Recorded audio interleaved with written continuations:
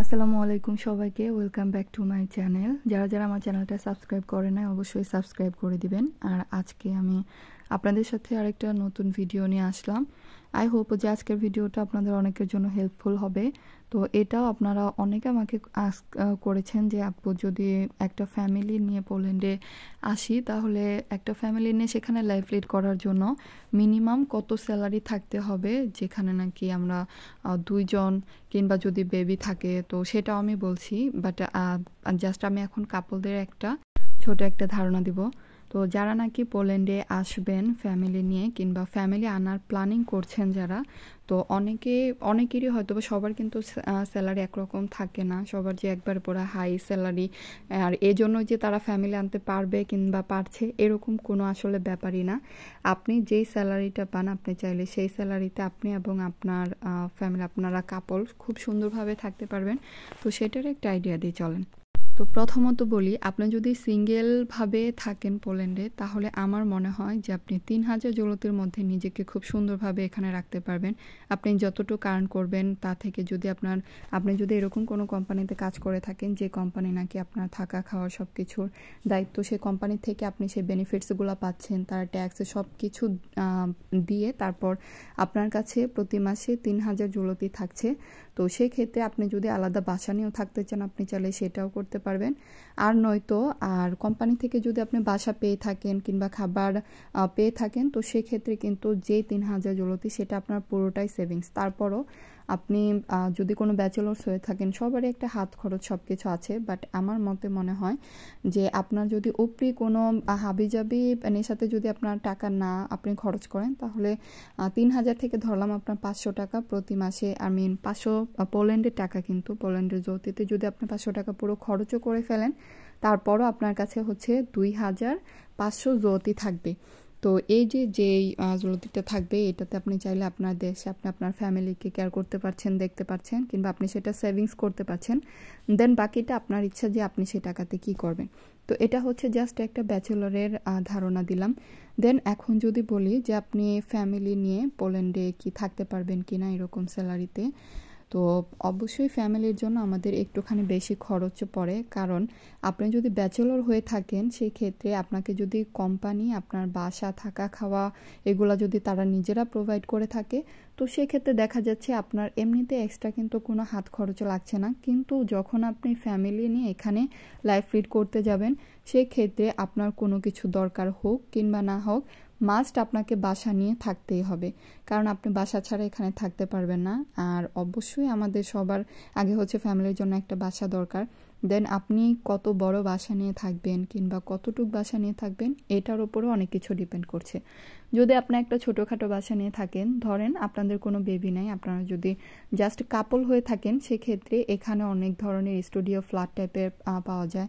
এক রুমের অনেক সুন্দর সুন্দর বাসা থাকে সাজানো, তো সেই বাসাগুলোর রেন্ট আপনার কম পড়বে কারণ ওইটা জাস্ট হচ্ছে আপনার কাপলদের জন্য। তারপর আপনার 2 রুমের যে বাসাগুলো পাওয়া যায়, একটা হচ্ছে আপনার ডাইনিংয়ের মতো আর একটা হচ্ছে মাস্টার বেডরুম, দেন হচ্ছে আপনার কিচেন আর ওয়াশরুম এগুলো যে কানেক্টেড থাকবে। তো যাই হোক এখানে কিন্তু আপনার ভাড়াটা অবশ্যই বেশি পড়বে। আর আপনার যদি বেবি থেকে থাকে তাহলে কিন্তু আপনার জন্য এই 2 রুমের বাসাগুলো অনেক সুন্দর হবে। দেন আপনার ফ্যামিলি যদি আরও বড় হয়ে থাকে তাহলে আপনার বাসাটা আরেকটুখানি বড় হওয়া উচিত, হলে আরও ভালো হয়। তো সেক্ষেত্রে দেখা যাবে যে প্রতি মান্থলি আপনার যে কস্টগুলো সেগুলো কিন্তু আরও বাড়বে, আস্তে আস্তে আপনার এই যে খরচটা বেড়ে আসছে।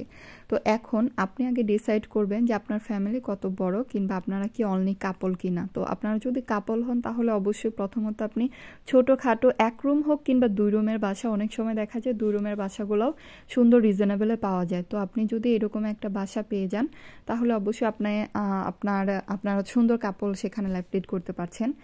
আর এখন আপনাদের এখানে মিনিমাম আর কি কীরকম টাকার মতো মান্থলি আর্নিং হলে ভালো হয়, তো আমি বলবো যে অন্তত পক্ষে হচ্ছে আপনার 5000 জলতির মতো হলে ভালো হয়। কারণ এই টাকার মধ্যে আপনি আপনার ঘর ভাড়াটারও সব কিছু দিয়ে আপনারা আরও খেয়ে থেকে পড়ে আমার মনে হয় আলহামদুলিল্লাহ যে অনায়াসে চলে যেতে পারবেন।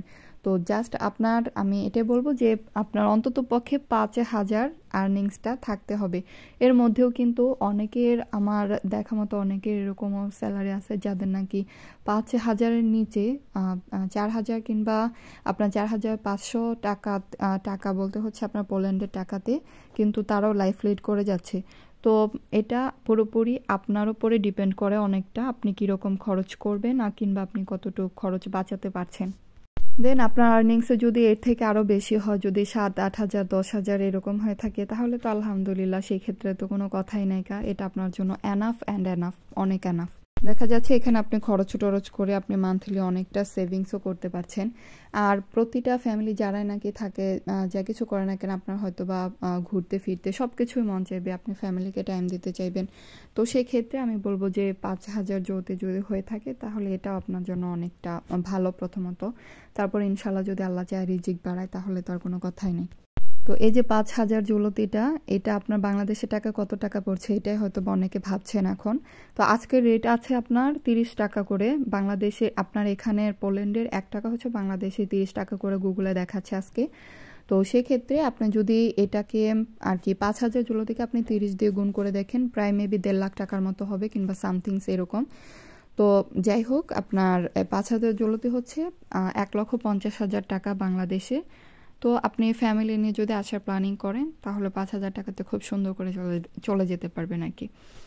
তো এবার একটু বলি, যাদের নাকি বেবি আছে, ছোট বাচ্চা কিংবা বড় বেবি যাই হোক না কেন, যদি 18+ না হয়, কারণ 18+ হলে তো আবার আনতেও পারবেন না ডিপেন্ডেন্টে, তো যাই হোক 18+-এর নিচে যত বাচ্চা আপনি নিয়ে আসেন না কেন পোল্যান্ডে, তো তারা এখানে আসার পর কিন্তু তারা কিন্তু গভর্নমেন্ট থেকে একটা বেনিফিটস পাচ্ছে। আর মান্থলি তারা যে টাকাটা পাবে সেটা হচ্ছে আপনার 2025 সালে এটা এখনো পর্যন্ত আর কি 800 জুলতি করে প্রত্যেকটা বাচ্চার জন্য।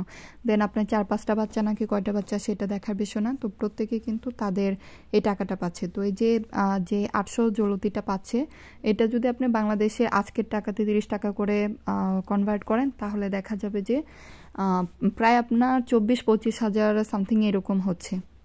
তো এবার আপনি দেখেন 5,000 জুলতিতে যদি আপনারা কাপলস লাইফ লিড করতে পারেন, সেক্ষেত্রে আপনাদের যদি ছোটোখাটো যে কয়টা বেবি থাকুক না কেন, তারা যদি এরকম 800-800 করে টাকা পায়, দেখা যায় কিন্তু অনেকটা তাদের খরচটা কিছুটা হলেও অনেকটা তাদেরটা চলে আসছে।